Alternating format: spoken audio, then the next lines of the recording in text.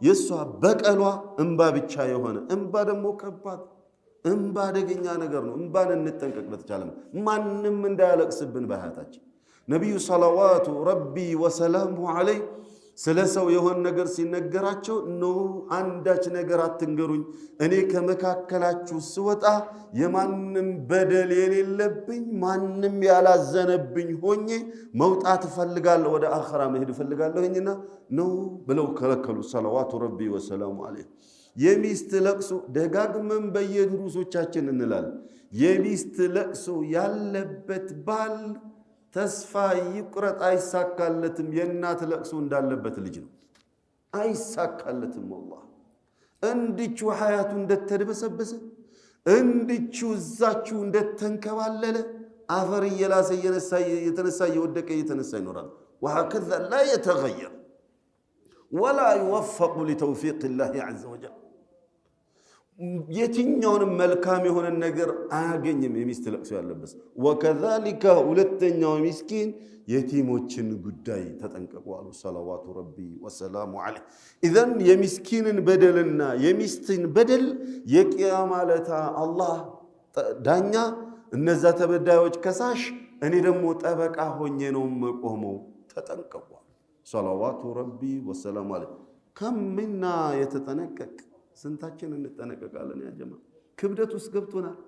ደካማ ስለሆነች እጅህ ላይ ስላለች ስለምታስተዳድራት አንተ ባልነህና الرجال قوامون على النساء እምትለዋን የቁርአን አያ ጃሂሉም ሁላ አፍዟታልና ዓሊፍንም ማያውቁ ሁላ الرجال قوامون على النساء እምትለዋን አያ አፍዟታል።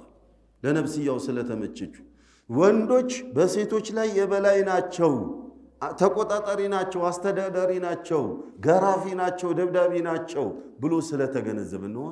እንደዛ አይደለም የቁርአኑ አያ የሚለው። ወቢማ አንፈቁ ሚን አምዋሊሂም ቀዋማነት በማስተዳደሩ ነው። የሚያስፈልጋትን ነገር በማሟላቱ ነው። እንዳትሳሳት በመመለሱ በመምከሩ ኢላኺሪ ወንድ ሆነ አስተዳዳሪ ኃላፊነት ይሄ ዲሲሽን ሜከር የሆነ ሰው ማንነት ማለት ነው። በቃ ህይወት ላይ የምትወስነው አንተ ነህ። ስትወስነው ግን በጉልበት ሳይሆን አማክራሃት ተማምናችሁበት ግን የምትወስነው አንተ ነህ። الرجال قوامون على النساء ሲባል على كل حال بالضرب والشتم الشتم إن أرب الربا قالوا النبي صلوات ربي وسلامه ከወለዶች ሁላ ድርብርብ የሆነው ሪባ عرض المسلم የሙስሊም ወንድምህን ክብር መንካትክ ነው። ከወለዶች የከፋ ወለድ አሉ ሰለዋቱ ረቢ ወሰላሙ ዐለይሂ። ወለድን ሲነግሩን ማለት የወለድን ከባድነት ሲነግሩን ነገሩና ከወለዶች የከፋ ወለድ ደግሞ የአንድ ሙስሊምን ክብር ያላግባብ መንካትና ቀልቡን መስበር ማሸማቀቅ ነው አሉ ሰለዋቱ ረቢ። ስንቱን እያሸማቀቀን ቆየናል እንዴ!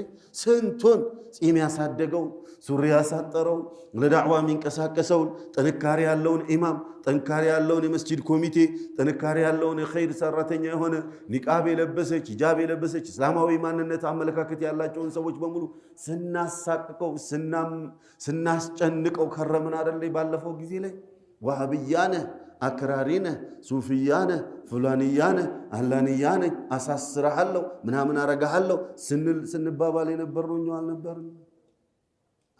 አይሩድ አላህ ስንቱ ታሰረበኛ፣ ስንቱ ተገረፈበኛ ከኛው በኛው። ያ ሱብሃንአላህ الظلم ظلمات يوم القيامة በደል ድቅድቅ ጨለማ ነው የቂያማ ዕለት። ተጠንቀቁት፣ አደጋ መጣባችኋል አሉ ሰለዋቱ ረቢ ወሰላሙሁ ዐለይሂ።